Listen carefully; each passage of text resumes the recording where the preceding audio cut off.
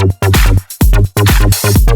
right, now let's talk about money. In today's climate, where we're dealing with artists getting tenths of pennies from Spotify, so Yeah, that means songwriters get even less of that, if anything, yeah, and where, to make money on YouTube, you have to own everything. You have to yeah, own all the content, but if you're just like the songwriter, yeah, based on your publishing deal, and that's even if they honor it, because again, it's tenths of pennies yeah. until you get into tens Not of just a millions of views. fraction of a penny. Right, right. So in terms of making money, what would you say to today's songwriters? What kind of focus do you think it would be good to have? Well, that's a good question. One thing that I could tell you that I've done is, and I've gotten cuts from it, is writing with an artist. Oh, With an artist because you have a pretty good chance of getting a cut, mm-hmm, especially if we're writing with the artist and the producer likes. That's what I did with Thad. I got some cuts with Thad mm-hmm. as he was being produced by Keith Olsen. He didn't get a deal, but he at least I got some recognition and we didn't make any money on the songs, but at least I was in part of his artist package when they shopped it to a label. Okay. So you have a better chance of you know, getting your songs heard that Mm-hmm, way. Now, as far as earning money, because it's so small, you've got to make sure to not give up your rights. mm-hmm. Like I said, film and TV, which I've been in the last few years, I've been looking at that and working in that area because that's an area where you can make a little money on your placement fees. Mm-hmm. Depending on who you work with. Of course, you're going to need to find unless you have contacts in that area, you'll need to find a third-party agent. Like that's what I do, film and TV placement. That's an area that can generate income. Now that's getting glutted too, because I got to be honest with you, it's really hard for songwriters out there. You want the truth, Mm-hmm. and the Right. truth is you really have to search for ways to get your music out there. If you put an album out, self-promoted yourself, you're going to get it to your fans and everything, and that's good. You might make a little bit of money, but even that 9.1 cent, you get Right. it on iTunes, and you go through like say CD Baby or TuneCore. TuneCore, yeah. iTunes normally does a 70-30 split, so you get 70 cents out of the 9.1 cent that you get because you've got your statutory royalty rate is 9.1 cent Well, that's for mechanicals. on mechanicals, yeah. Right. But that's what you get paid if somebody downloads your song, if you have 100% of the song. Uh-huh. Now, but if you co-write, then it's even less than that. Now Right. you're looking at 4.5 cents if you write it with somebody else. So Right. it's getting harder and harder, quite honestly.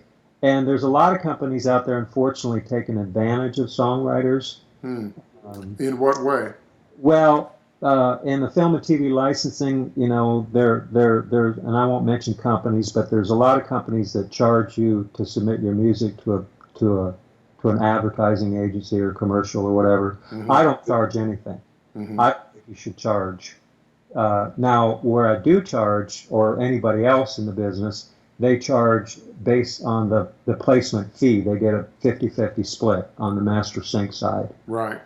And that's a fair deal because if you got somebody out there working with your music, just like a publisher, they're essentially publishers, only they're working in film and TV placement, Mm-hmm. to represent your catalog of your songs. Right. And you can make money that way. So it is tough. It is tough right now because the songwriter, unfortunately, always has been, even back in Tin Pan Alley days, as the last person to get paid. Right. Right. That's right. And the other thing is that what's happened is because this generation is so used to having free, Mm-hmm. a lot of times they will end up downloading something and sharing it with their friends. And what they don't realize is that hurts the songwriters, Right. the publishers. So Right. that's just please make sure the songwriters get paid. Well, we still have to do the work, We have to do the work. and we do the work up front. Yeah. Yeah. So You got to almost be your own everything we business. do is on spec. Yeah. Yeah. You got to be your own business. Hmm. Like, David Thomas is David Thomas business. Hmm. Terry Bell is songwriter business. Hmm. So they call it the music business. Right. It's music, creative, but you got to still have a business mind and look at it, approach it like a business. Right. Right.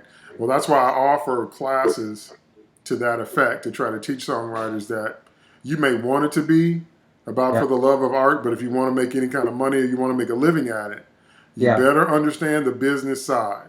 Yeah, you do. You So absolutely do. because Yeah. also, everywhere we get paid, it's not uniform. We got, our mechanical royalty rates Yeah. for covers or presses, and then we got performance royalties, and that's only if you have a huge radio or internet hit. Yeah. And then, like you said, if it's a co-write, you're only going to get a percentage of the whole piece of whatever, however large the pie is. Yeah. And then if you sign an agreement with a publisher, then that publisher is going to get, say you write it 100%, then that publisher is going to get 100% of your 100% Hmm. copyright ownership for the term of the agreement. Hmm. Or if you do like it's basically, publishers are good. Don't get me wrong, they're good if they're really out there working your songs and they've got a good track record of getting songs recorded. Hmm. Like Ron's company, he's had, I helped him get a Faith Hill cut. He's had Alabama cuts in the past. He's got an older catalog, but you want to get with a company that's really out there, beating the streets, trying to get something cut for you, if you're going to give up your rights to a song. Now, on average, how many songwriters get to keep any portion of their publishing? When you're first starting out, it's really hard. I've got several songs that I wrote.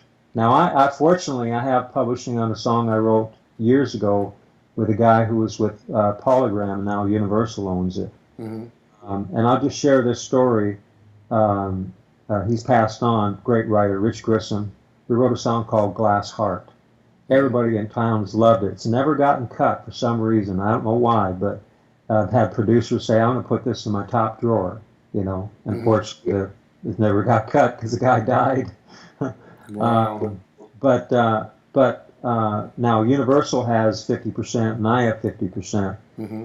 The other, one thing about getting back to film and TV, I'm kind of circling around here, how trying to keep a hold of your rights as much as possible, Hmm.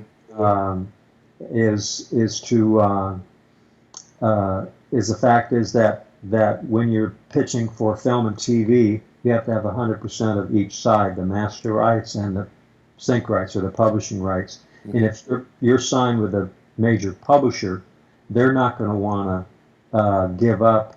They're going to want to control that part of the song. Hmm. So you're going to have a hard time getting it placed in film and TV because most of the people I deal with want to deal with independents, which is a good thing. That's a positive. Hmm. The fact that they are open to hearing independent artists and independent songwriters if it's a good song. Hmm. One thing you can do as far as publishing goes is because when you start out, you're novice, they're going to want all of your publishing. Hmm. That's just how it goes. You gotta pay your dues, so to speak. Hmm. So ask for a reversion clause. Make sure you get a reversion clause. Okay, now explain to everybody what that is. A reversion clause means that if you sign a single song agreement, Hmm. and they it's called single song agreement, and they've agreed to represent your song for a period of time during the term of the agreement, they now own the copyright. Hmm. You're assigning your copyright to them for the song. Hmm. If it's, say, a 3-year agreement, and at the end of the 3 years, if they don't get the song recorded or released by an artist or a major label artist, commercial recording, then that song, all the rights revert back to you. But you have to ask for that. Hmm. If you don't ask for that, the publisher is not going to say, well, I'll give you your song back in 3 years. Hmm. Because they need the song as long as they can to try to get it out there. And But if they, come up 3 years and they fall short and don't get anything happening, you want your song back. Right. Otherwise, it just sits on the shelf. And what I was going to say is, when I first got here, I signed a song with BMG. I was writing with a writer friend of mine who got signed with BMG, and I gave up my publishing, and that song was just collecting dust. Really? Yeah. So, wow. well, and part of the reason is they've got these big companies like Universal and them, they've got such huge catalogs. Mm-hmm. Sony, I mean, they got huge catalogs. There at one time when I came to town, they were Tree, and then they got bought, and they were now Sony. But they have such huge catalogs, such huge hits.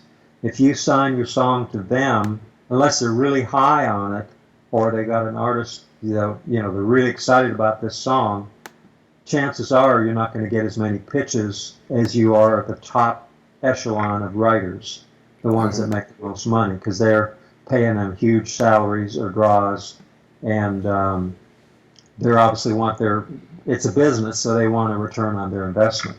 Right. So to answer your question, going back around, there's not a lot of writers that are making $1 million.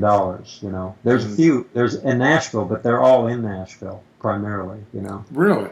Well, quite a few of them. Yeah. There's they're getting the big cuts like Dallas Davidson, Brett James. I mean, I live right on Music Row and work here on Music Row. I'm right across from Warner Brothers Records. Okay. I could look across the street, and Warner Chapel, which I'm right next door to, they have a whole block of Brett James, Ashley Gordley, he's another big writer, Dallas Davidson.